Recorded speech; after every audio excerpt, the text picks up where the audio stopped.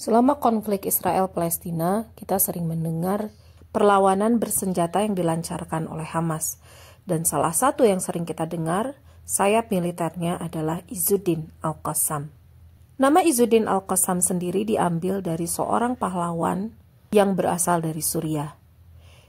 Izzuddin Al-Qassam memiliki nama lengkap Muhammad Izzuddin Abdul Qadir Al-Qassam. Ia lahir pada tahun 1882 Masehi di Jibiliyah, Suriah. Dikisahkan Izzuddin Al-Qassam pernah belajar di Al-Azhar. Di sana dia belajar kepada Syekh Muhammad Abduh. Izzuddin Al-Qassam adalah seorang syekh tarekat Asy-Syadzaliyah di Jilah Al-Adhamiyah, sebuah wilayah di Suriah bagian utara. Izzuddin Al-Qassam juga ikut dalam revolusi Suriah. Revolusi tersebut berakhir dengan adanya pertempuran Melson pada tahun 1920.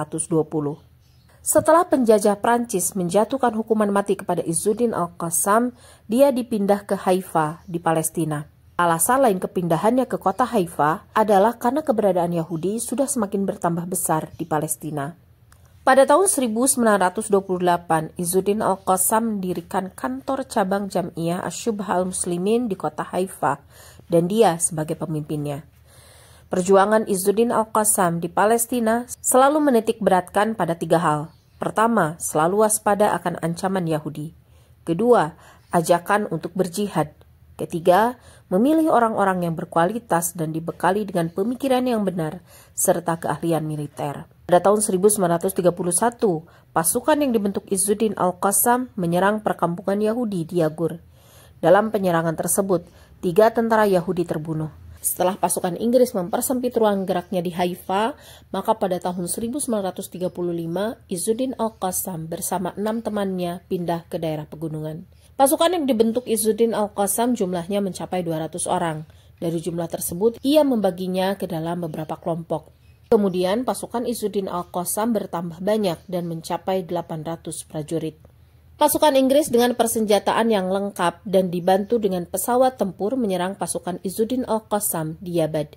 Dalam pertempuran tersebut, Izzuddin Al-Qassam gugur sebagai syahid bersama 2 orang mujahid lainnya.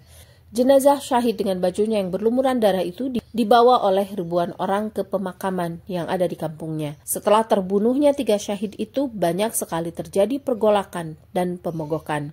Sebuah sayap kelompok Hamas menulis nama Izzuddin Al-Qassam dalam bendera mereka.